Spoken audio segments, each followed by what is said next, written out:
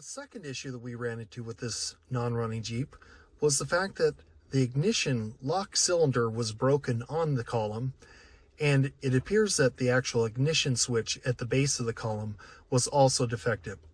So they added, yes, the world's largest starter button. Fortunately, this 1987 Jeep Cherokee is equipped with a GM-style tilt column. These are rather easy to actually replace the lock cylinder on them, so if you run into that, don't fret. It's not as bad as you think. So the first thing you'll need to do is you'll need to pull off the cap that goes for your horn. And you'll see that there is a huge retaining nut. You'll need to take that retaining nut off, of course, and then you'll want to remove these 3 screws. This will allow you to remove this assembly. The steering wheel can be removed with the 21mm socket.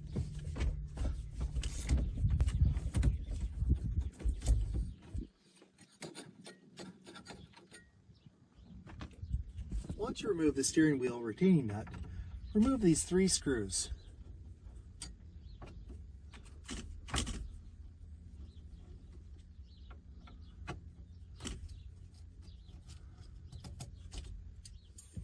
On eBay or on Amazon, you'll see a steering wheel removal toolkit. These are pretty simple and fairly inexpensive on Amazon. I can put the link to this in the description as well.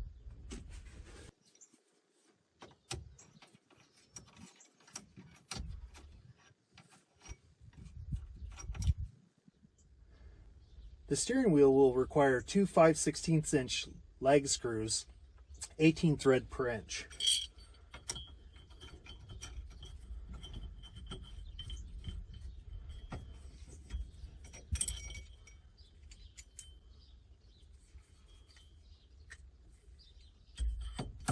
So we simply fit the tool on,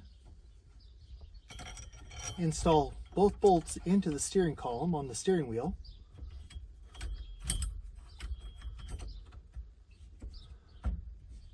tighten this. This requires just a standard 1/2 inch or 13mm socket. Place your ratchet on, tighten, and turn. And we're off.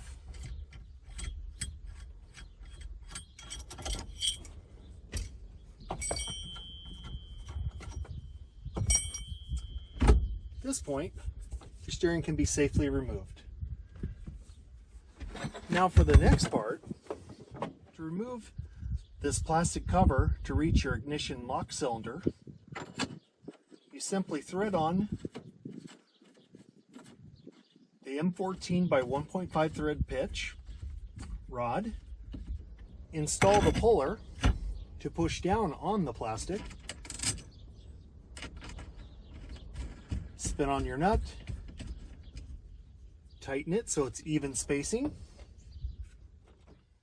Now that it's firmly on the steering column, I just grab a crescent wrench and tighten this bolt.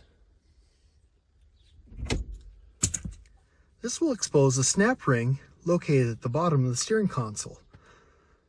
Now normally I just use a couple picks, like these cheap Harbor Freight ones to get into that and pull out that snap ring. I'm going to save you guys the fun of watching me do this, and we'll come back when I have that ring off. So now that the snap ring has been removed, we can now loosen the column retaining bolt.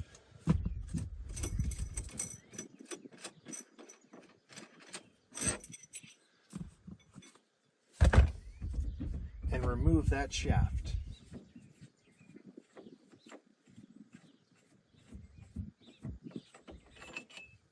Once again, this is the M14 by 1.5 pitch shaft.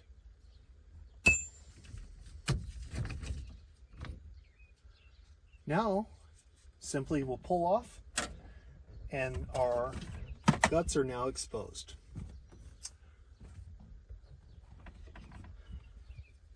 Within the column, There are a couple screws you need to remove in order to reach a T27 Torx head, which will hold in your lock cylinder. The first one is for the turn signal, and this comes out pretty easily.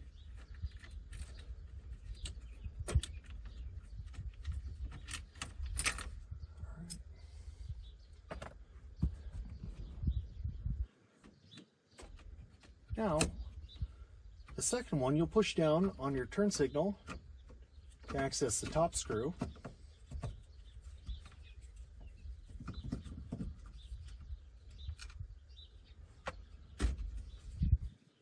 And the bottom screw will now also be visible.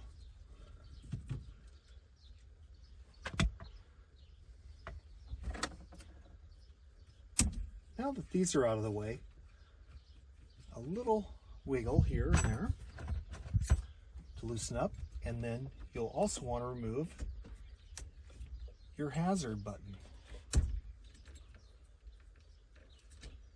It's just held in with a small Phillips head screw, but your typical small cheapo disposable screwdriver will pull it right out.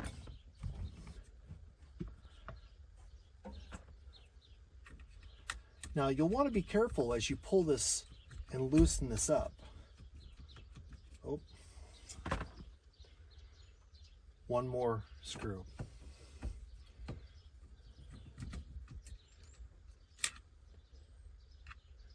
It's always good to use magnetic screwdrivers. So now you can now see that this turn signal assembly will move, and you can pull this just a little bit and be very gentle with it.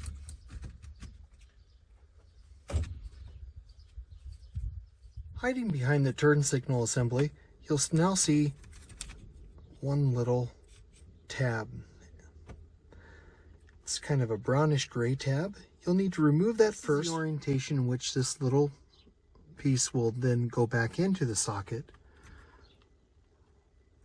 once we've completed here. You see the little socket that's right to about the 10 o'clock position of that gold Torx screw. We can now access the actual lock cylinder screw.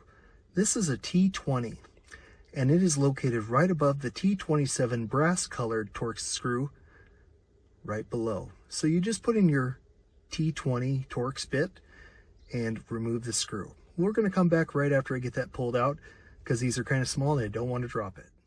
Okay, we've successfully extracted the actual screw that holds in and retains your lock cylinder. And you'll see now that we have a nice hole where it was. So now at this point, we should be able to just reach over here, grab the whole lock cylinder, and replace it. I bought one online for I think like $8. That's shipped to my door. And I'll put that part in the description. So we simply slam in the new cylinder and then repeat the process. So now we know the screw's back in. Now we simply tighten the screw. Okay, now that we've tightened the screw, hey, that's promising. And we're done. We now have a key, a working lock. Now you'll notice once you take this plunger out, there's a little tiny piece of black metal strip that will fall into the bottom. You'll just lift that piece of metal up and then you slip the button in and then it'll fully seat. Like so. If the button isn't fully seated, then you didn't put the little piece of metal at the very top when you pushed in the button. Just take out the button and put the little piece of metal at the very top and push in the button and it will firmly click into place. Now we can put back in the actual turn signal assembly and put in the 3 screws. 1, 2, and 3. Okay, so we'll just have to tighten these down real quick.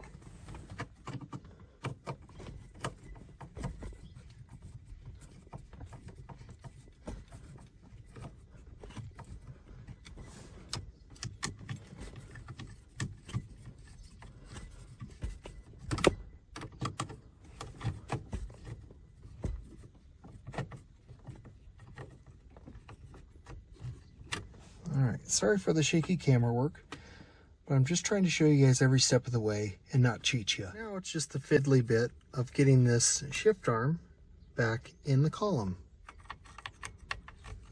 You'll get a good picture. It'll basically, this ball just falls down this little socket that's in your shift lever here.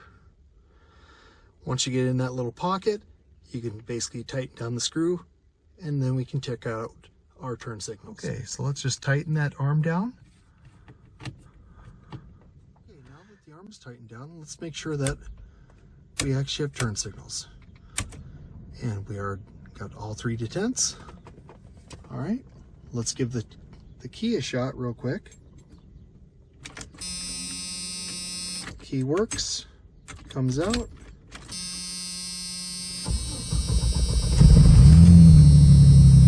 And we're back. Yeah, with a really loud exhaust. We'll fix that next. Now it's time to reassemble the actual column. So we'll start out. We'll get the first part. And then from there, now we'll actually get the column on. Put it in. And notice our snap ring's still on. So now it's time to get our tool again here to push down this plastic thing so we can get on our snap ring and get this retained. So now, once again, it's really important that we get that snap ring put on before we throw on the threaded shaft and tighten it down. And then put on our collar. And washer. And nut.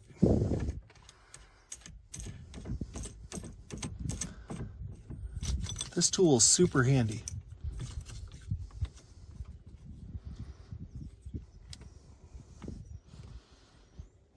All right. So let me get my wrench on here and we'll be right back. So we want to tighten this down again to push in on the column. And then we'll stop as soon as we can see. As soon as we can see, the snap ring's ready to go in. So we just push it in.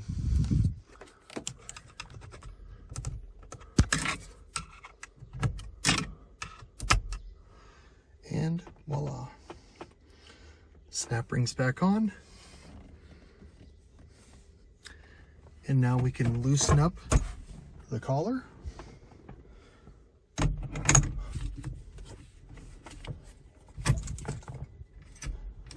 And we're done.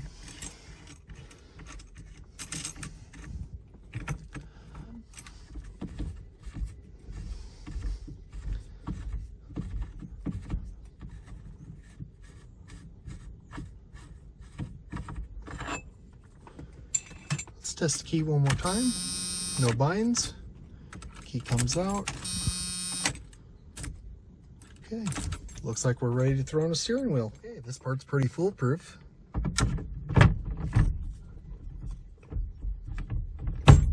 And there we go.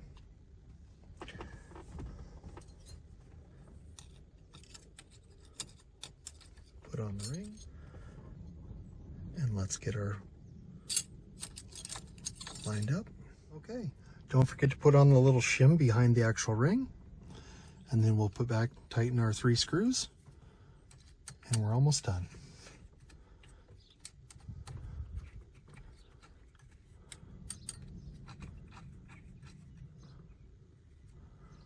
Yeah, be sure not to forget to put back on your hazard button. It is just a Phillips head screwdriver as well. Okay, it's time to put on the retaining nut for the steering wheel. That on nice and tight. Okay, now we've gotten it tightened back on. Now it's simply put on the center cap. And there we go. Well, I hope today's episode shows you guys these repairs that seem like they might be a problem. They really aren't that bad if you just break them down. Hopefully the quality of my videos will get better. I'm picking up equipment as we go, and I'll be making more videos. Thank you very much, and have a great day.